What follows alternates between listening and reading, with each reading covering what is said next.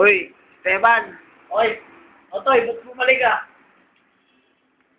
ano? Kasi nagugutom ako, baka pwede na ako makikain. Ano yung ginagawa ng tatay at nanay mo? Wala na yung mga tatay at nanay ko, ikaw na lang. Ano? Ikaw na lang sana.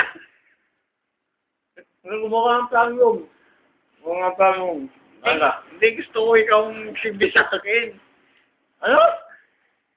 Ako magsisilbi. Magsisilbi siya, kapal na mukha mo, makikikain ka nga lang. Dahil mo reklamo. Eh, kita mo, sagana ka nga sa pagkain eh. Lakas mo pa sumubo.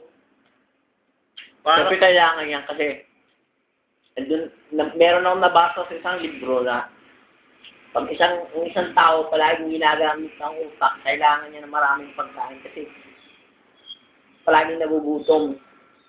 Ano ba yun? Ikaw, wala kang utak, kaya hindi ka, ayaw ka lang ata kumain eh. Pero, Ano? siguro